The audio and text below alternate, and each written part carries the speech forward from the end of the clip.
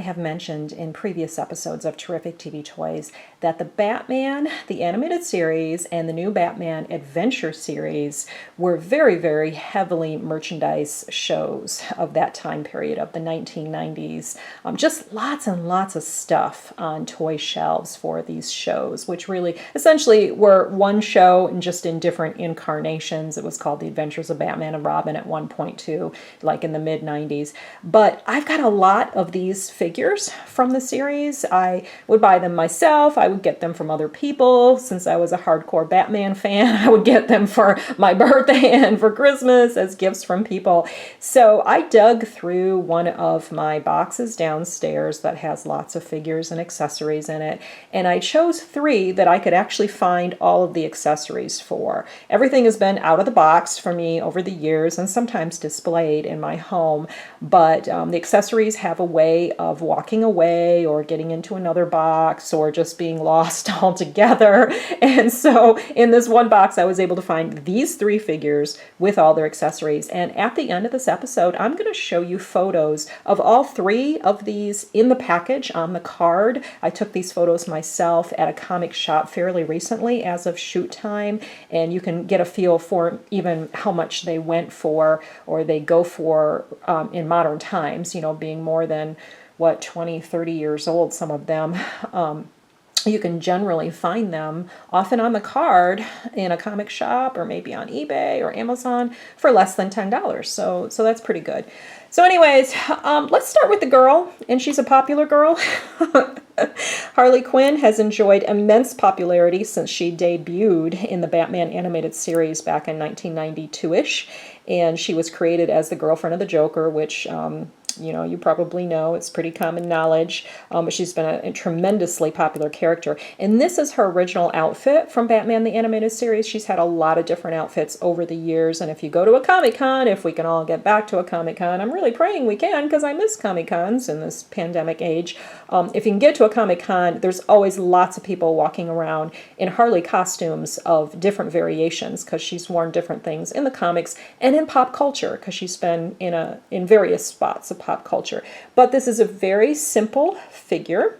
These are all by Kenner, and she, let me see, she is dated 1997. So I think you're going to see when I show the photos at the end that her packaging says the new Batman Adventures, because around 1996 and 97, they remade the show into the new Batman Adventures. They redesigned some of the characters. Her costuming really was not affected, as I recall. But yeah, she's got her trademark 1997 DC Comics Kenner here on the other leg. And she's got articulation for her arms. She's got her head that swivels and her legs that move. No pegs, no peg holes in the bottom or anything like that. And then she's got these 2 accessories. Got a gun that says bang. She's got a similar sense of humor to the Joker. And then she's got this gizmo that shoots. Also, like, you lock it in there and it's got this. Boop. Okay. And then it's got this gizmo that you can put on her hand, I guess. You can kind of do it like that, maybe. Oh, and then on one side it says HQ and J. Mr. J. So yeah, she can hold that on her wrist somehow. You can probably fiddle with it a little bit so that she can hang on to it in some fashion. But those are her accessories. This one I don't think she can really hang on to, can she? I don't think so. I don't want to force it. But 2 cute little accessories for your maniacal Harley Quinn.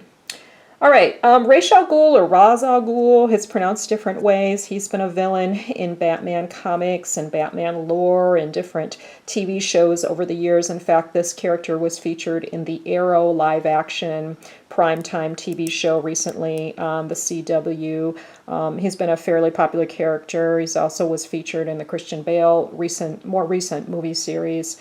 So this is how he looked on the animated series, right? Although I don't know if this costuming might be a little bit different, but you can see his likeness. And they featured a Ra's al Ghul. I always pronounce it as Ra's al Ghul. They featured him a lot on the animated series of the 1990s, along with his daughter Talia. And Ra's al Ghul had these Lazarus pits that kept him living for hundreds and hundreds of years, and he was quite mad because of them, and always trying to do villainous, evil things, and stopped by Batman. Although Talia was a different story, because Talia and Batman had a bit of a thing in the animated series. I loved that.